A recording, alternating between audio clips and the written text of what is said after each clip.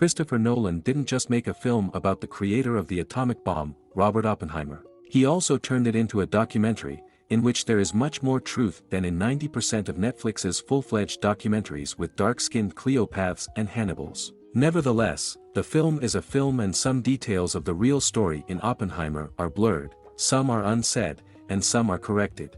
So in the next couple of minutes we will compare Nolan's film with real events. If you haven't seen it yet, don't worry, it's unlikely that our video will tell any serious spoilers. Rather, on the contrary, he will prepare you for the premiere. We analyzed in detail the biography of the father of the atomic bomb Robert Oppenheimer last year, and you will find the video on the links in the description. Here we will briefly focus on the biography of the scientist. He was born in 1904 in New York. The film forgets about Robert's family for the sake of drama, but Oppenheimer's parents were very rich, enough to hush up the case of the poisoned apple that Robert planted with his mentor Patrick Blackett.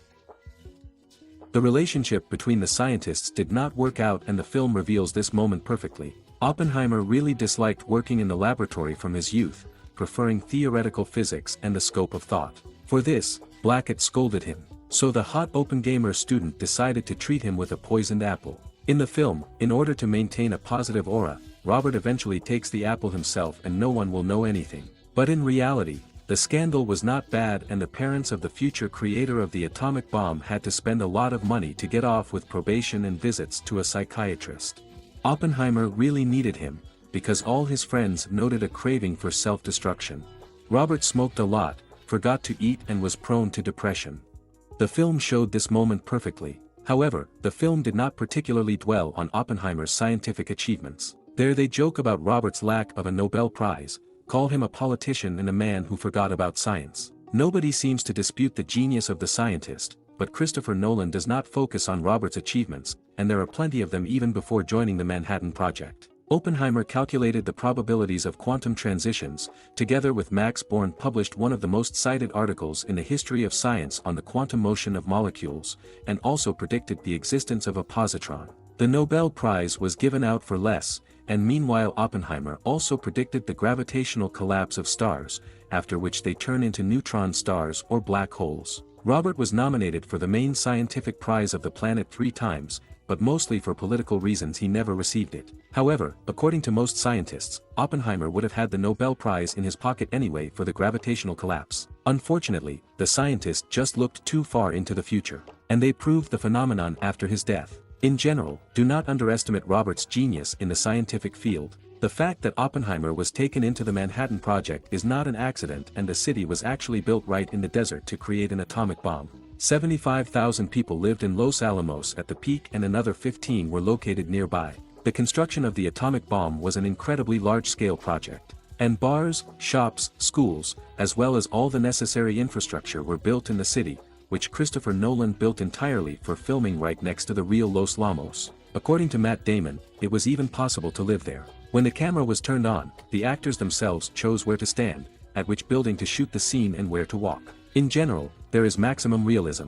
Matt Damon, by the way, plays General Leslie Groffs. It was he and not Oppenheimer who was the head of the Manhattan Project. Oppenheimer was only the head of the scientific department, but all decisions were made by Groffs. A funny story is connected with this, because initially the project of creating an atomic bomb was given to the military, and, accordingly, all scientists were planned to be given officer positions, in connection with which Robert Oppenheimer even ordered a colonel's uniform and put it on once. Later, the idea was abandoned, but the film has a scene with Oppenheimer in the form, even if its contexts are not explained in as much detail as we did. During his time at Los Alamos, Robert became a legend. He was able to maneuver between scientists with different political and scientific views, understood issues from quantum mechanics to pipeline laying, and became an ideal leader, for which he was respected even by those whose views did not coincide with those of Oppenheimer himself. Basically, the hard workers of the Manhattan Project were split by the issues of using atomic bombs, creating other, more powerful ones. The film shows this in great detail.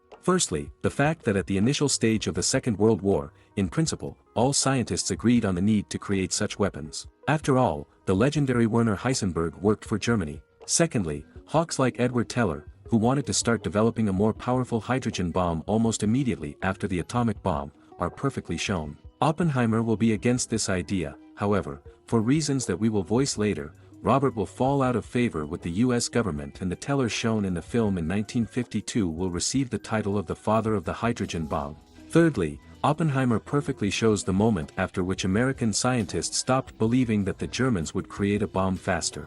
They listened to intelligence data, which claims that Germany uses heavy water as a moderator, after which they relax, saying that the Germans have gone in the wrong direction. Which is completely true. In the 39th, Germany was ahead of everyone on the planet in the issue of creating atomic weapons for a year and a half, but then, for economic reasons, chose heavy water as one of the components, not graphite. This is an erroneous path that the Americans have already tried and have known about it for a long time. Therefore, in principle, everyone was aware that Germany would not receive a nuclear bomb until the end of World War II, hence the extra friction in the team, because many felt that they should not open Pandora's box in this case either.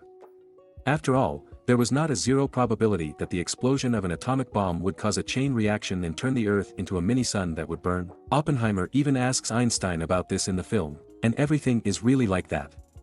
Until the detonation of the first Trinity bomb, the chance of such an outcome was considered small, but not zero. Later, Edward Teller will calculate that he is actually zero, but by that time Oppenheimer will have already changed his shoes into a supporter of nuclear deterrence. There will be a small conflict between men, which is also shown perfectly in the film. As is Robert Oppenheimer's murky relationship with the Communist Party. He did marry Kitty Punine, who used to be a member of the party, but left it for ideological reasons. And indeed, at the same time, he was having an affair with Jean Tetlock, an ardent communist and the owner of mental problems. In addition, the Open Gamer donated money to Republicans who fought against fascists in the Civil War. They told them in a separate video, and there seemed to be nothing criminal. But there is a nuance, because the Spanish Republicans were mainly supported by the Communists. We all remember how they were treated in the United States after World War II. And in this light, Oppenheimer's ties with the Communist Party later played a cruel joke on him. But before that, he tried to use his authority and popularity for the benefit of humanity. Robert, being an advisor to the Atomic Energy Commission, insisted that the UN create a supranational structure to which all the nuclear facilities of the planet would belong, so that they would be used only for energy production. Of course, due to mutual suspicions of the USA and the USSR, the project never got a future. There is, however, another nuance that the film does not focus on. Oppenheimer did not turn into an ardent pacifist after Hiroshima and Nagasaki. He went on to create tactical nuclear bombs for the US Army, and he spoke very flatteringly about Edward Teller's work on the hydrogen bomb. Oppenheimer expressed concerns about its power. In the film, it seems that Robert was convicted precisely because of them. In reality, the reason for Oppenheimer's political persecution, which began in the 50s, was a banal squabble between the parties. The hydrogen bomb was created for the Air Force, Oppenheimer worked for the Army. Two structures had their lobbies in the government, which beat out funding for themselves and everything like that. That's where Louis Strauss, who is played by Robert Downey Jr. in the film, came on stage. He, Oppenheimer, had personal scores related to political statements, and banal envy, because Strauss also dreamed of becoming a recognized scientist. So they remembered Robert's ties with the communists, his strange position on the hydrogen bomb, as well as his emotionality and unstable psyche. The scientist was stripped of his security clearance, de facto depriving him of his livelihood in the public sector, which caused a big storm in the scientific community. The creators of the hydrogen bomb, Edward Teller, for his testimony against Oppenheimer, were in fact condemned to a lifelong boycott. Strauss was not given a place in the government, and Werner von Braun openly joked that in Britain Robert would rather be given the title of knight than even think about trying him. On the 20th of May, 2009, declassified documents of the U.S. Special Services were presented at the Woodrow Wilson Institute. They acknowledged attempts to recruit Oppenheimer, but noted that none of them succeeded. Despite a bunch of familiar communists, Robert did not betray the United States. Moreover, it was revealed that while working on the Manhattan Project, Oppenheimer also quietly fired several hidden communists, without telling anyone about their political views, so as not to ruin scientists' careers. In general, that in the film, that in the scientific community after the scandalous case of 1954, Robert Oppenheimer bears the title of martyr. It is worth noting, however, that the scientist actively shared the names of communist scientists during closed interrogations. And if his fate had turned out differently, if the government had acquitted him, Oppenheimer would have gone down in history as a man who handed over his own special services. History is rarely black or white. As for Robert himself, he was diagnosed with laryngeal cancer in 1965. Self-destruction, unfortunately, did not bring the scientist to good, and in the 67th, despite numerous attempts at treatment, he fell into a coma and died, leaving behind a contradictory, but insanely interesting investigation. And it's great that one of the best directors of our time made a film based on it. Moreover, he shot so meticulously that the authors of documentaries should learn.